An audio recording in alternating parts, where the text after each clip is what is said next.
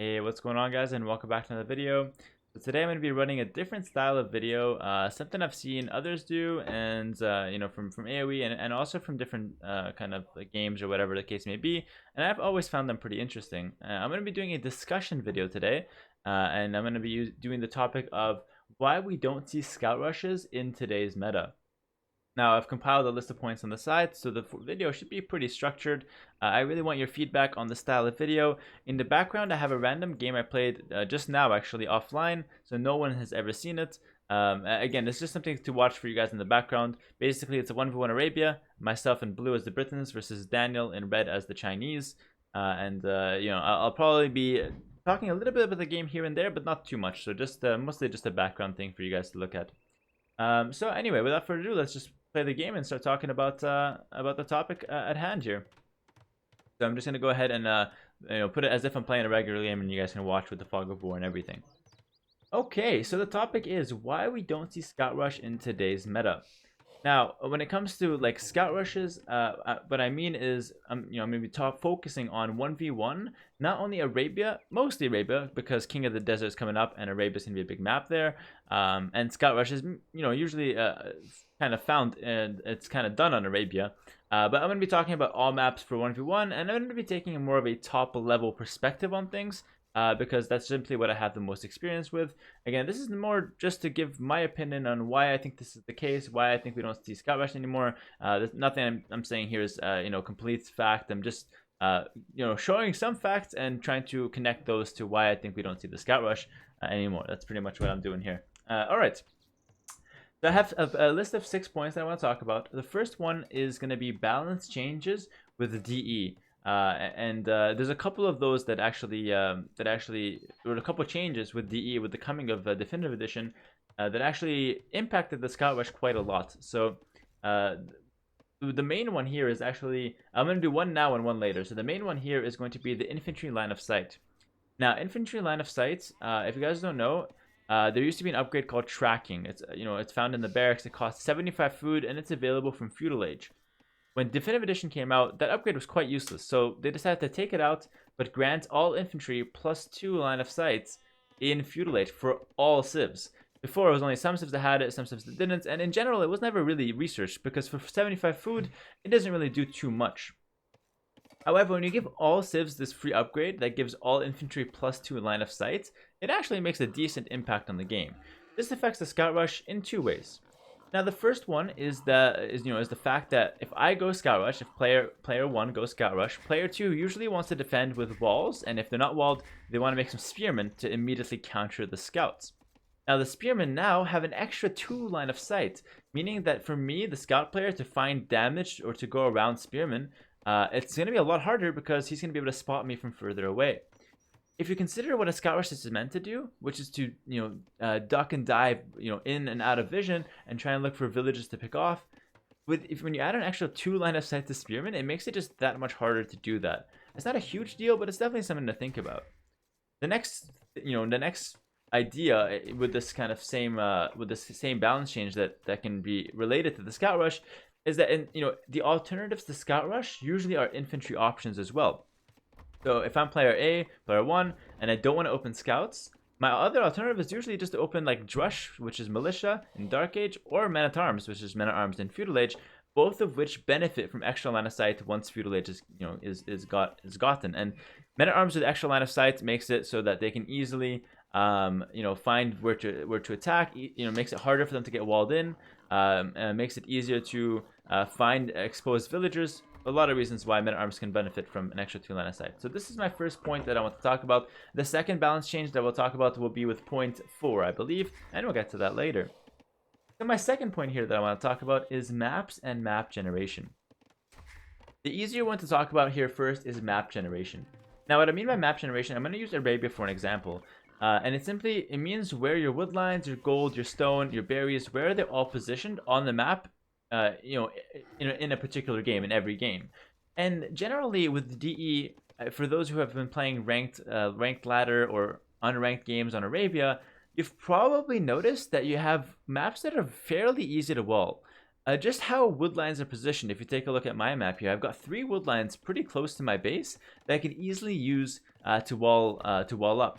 Now, this is not a great map for me just because of this, but if you take a look at a pattern with most Arabia maps, it's pretty much always like that. You always get a few wood lines that you're able to wall with, and the fact that you're able to wall before feudal age kicks in makes scout rushing almost useless on its own. Like, this one point that I'm stressing here is one of the biggest reasons why we don't see scout rushes anymore. Consider most players' playstyles these days. You get a map like this, and you're going to be fully walled at minute 8 or 10. I'm talking fully walled, because that's what we're seeing oftentimes these days. And I ask you guys this: what is the point of a scout rush if your opponent's fully walled? You can't get in, you can't run past the TC to snipe damage. They wall past that. You know, you can't break through the walls because a good player will always be able to re-wall in time, or 99% of the time he would be able to. You can't really fight their units because they're going to have simply stronger units. Even if you do break in, there's still the spearman line of sight and whatever else issues I'll bring up later. So just in general, just this point alone, you're probably not even going to make use of the scout rush because your opponent's 9 times out of 10 going to be fully walled before you even get there with your scouts. The only save that can kind of pass this exception is maybe Mongols, because they can up really fast and potentially get their scouts in before the average top player is fully walled. But even then, extra players are adapting to Mongols and they'll wall even earlier. They don't mind. The map generation simply allows them to fully wall, before scouts come in for any civ. Okay, so that's going to be map generation. That's my biggest issue with it at the moment.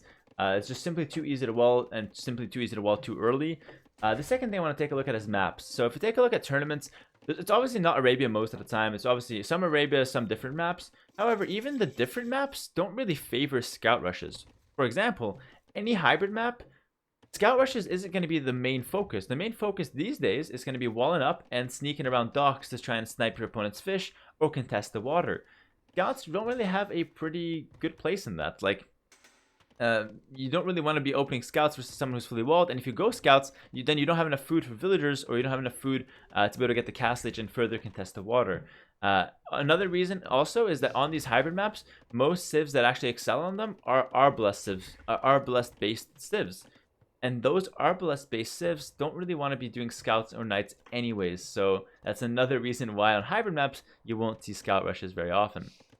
The last point about the maps that I want to bring up is that across most maps in tournaments, even with some that aren't hybrid, let's say like Gold Rush, there's usually better options than opening scouts. Now, scouts can be good, but it's usually a bit risky, and usually other strategies can actually be better.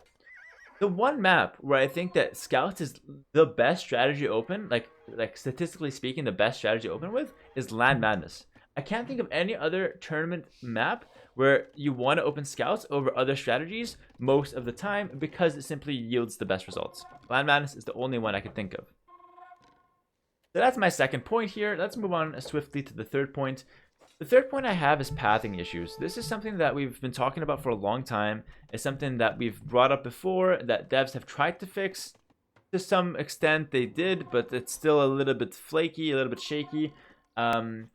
And what I mean by this is that if you have a group of scouts, let's say I make player A makes 4 scouts, and player B makes, at that point he'll have like 6 archers with fletching, maybe 1 spear. Let's assume no spear even. Let's be generous.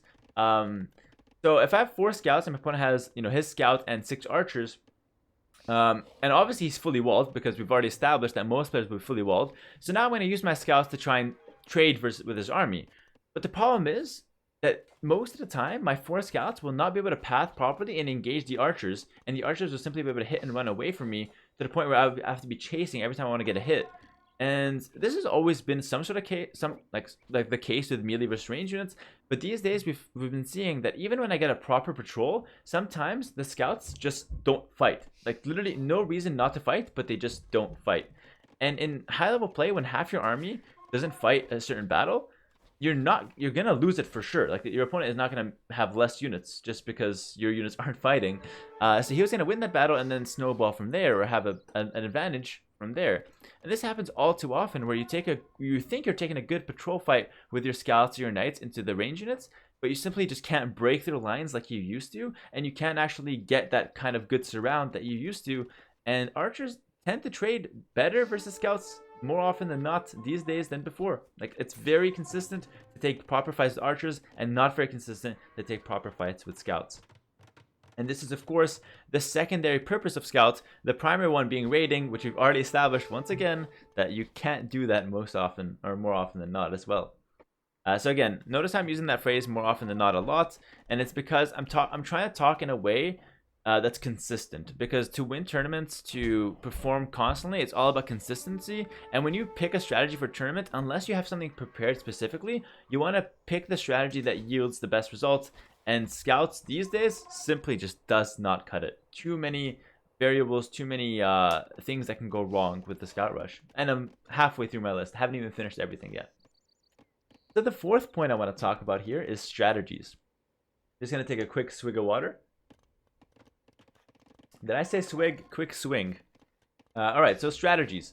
The usual strategies with Scout Rush, I can think of like 3 main ones. So the first one is going to be Scouts into Knights. This is a rather simple one and something I recommend to beginner players, or something I used to recommend to beginner players. However, these days, this strategy just runs into pathing problems in Feudal Age with the Scouts, as I talked about, and then once again in Castle Age with the Knights. You're always going to be playing melee units versus either range units or other melee units, but you're never going to have a favorable time because of the fact that there's pathing issues and every other walling issue that I brought up in 2 ages now. So that runs into the same issues twice. Again, probably not a good idea to choose that as a strategy.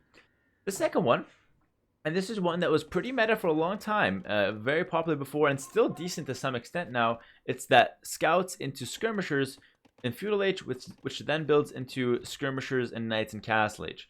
This strategy is still something that could work from time to time, and I've definitely lost to it, in the rated games here and there.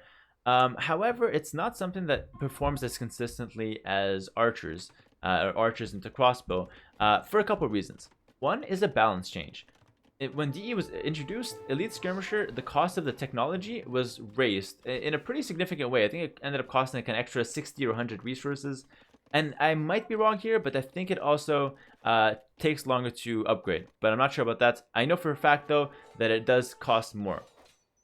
That's a small thing. The second thing as well, though, is that for Scouts and Skirmishers to actually work, you're going to need to be able to take good fights with the Scouts or do damage early on, or at least do something with them. And then once again in Castle Age, do something with the Knights. I've already stressed how people are fully walled, and this is actually a challenge.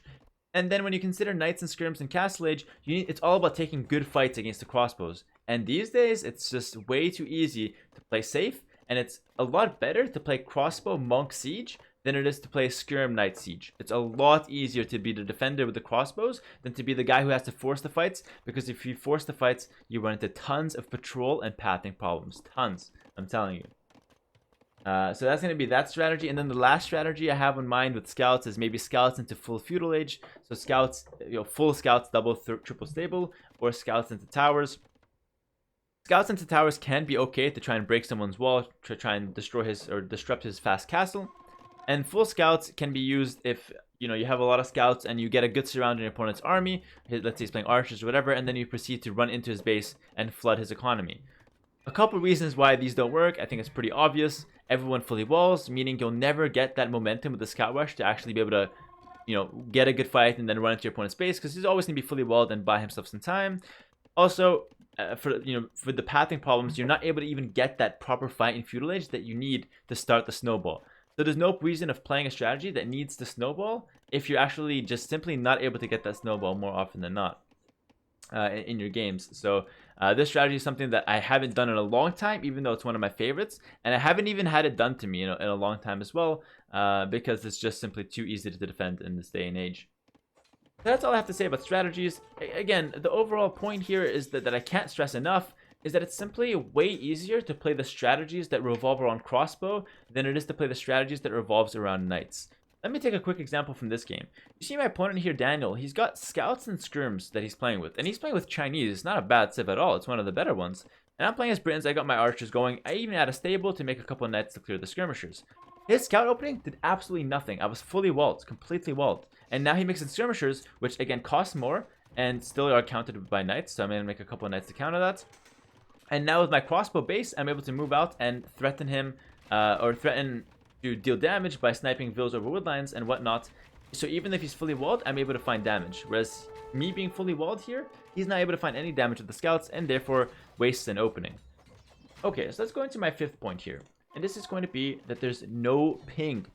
So what used to happen with HD and Voobly is that we used to connect player to player. So player to player connections generally have more ping because if I'm playing someone from China, it's going to be a lot, long distance to actually connect the two computers, and therefore it's going to be more ping on average than if I connect to a server that's kind of in the middle of us, which is what's actually happening with Definitive Edition. We're actually connecting to servers now, so generally lag is heavily reduced. You rarely get competitive games now that have more than 200 250 ping, which is really not that big a deal. And usually your average ping in this game is going to be like 100 to 150, which is way better than on Voobly, where we used to hit 300 to 350 ping. Hera, why are you talking about all this nerd shit with the ping and all that nonsense connection? No one knows what that means. I'm just kidding. But the reason I bring this up is because ping actually affects the game, but affects negatively the crossbow player. And the reason that is because when you're microing, hitting, and running, it's all about getting the timing down. And if there's like a 0.3 or 0.4 second timing difference, you're gonna have to like click a little earlier of when you want them to move, and that's harder to do consistently.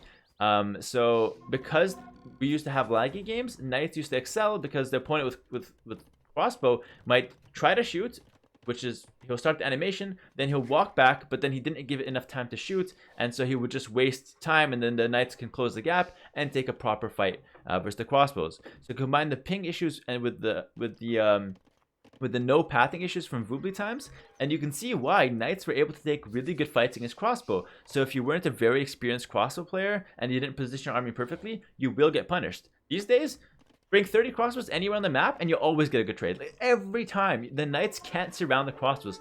Simply, they can't surround the crossbows.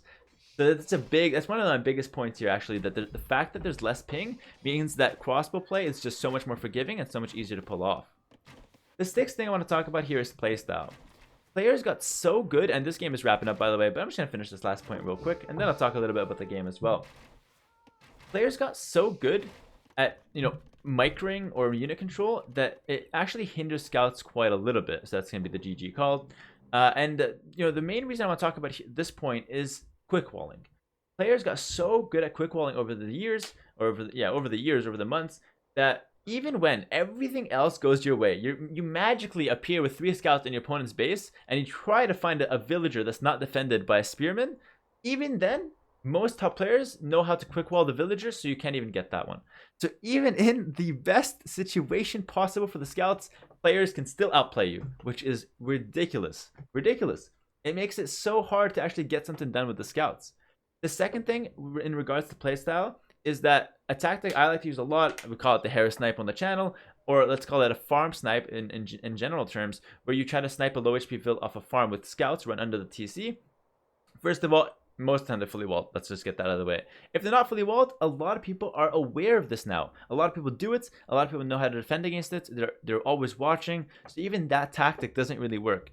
So all in all, it's just so hard to actually get Vil picks with the scouts, and that's what they're good for. That's their purpose. And then when it comes to fighting scouts versus other armies, I already mentioned because of pathing and no ping, it's hard to get those good fights these days as well.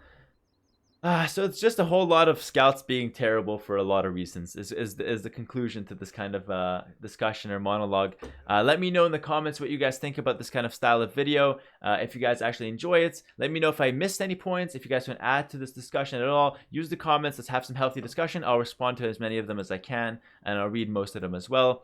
In this game, we saw Daniel go for scrims and try to go for some sort of weird stable scout opening. Again, guilty as the rest of them. I'm fully walled. Go figure. Fully walled, I don't take damage, and then I'm able to just simply sneak behind him and snipe some villas with crossbow. The winning play there, I got 10 villagers with crossbow. Okay, Daniel reacted poorly, but even if he reacts perfectly, I have more line of sight. He has line of sight to like here. So I still can get like 1, 2, 3 villager picks before he reacts, even if he reacts perfectly or really well. And so crossbows can still find these small advantages from time to time. If this was, for example, a knight's game and I ran with 6 knights through his TC, he would house here, palisade, house, quick wall everything, knights get 0 damage.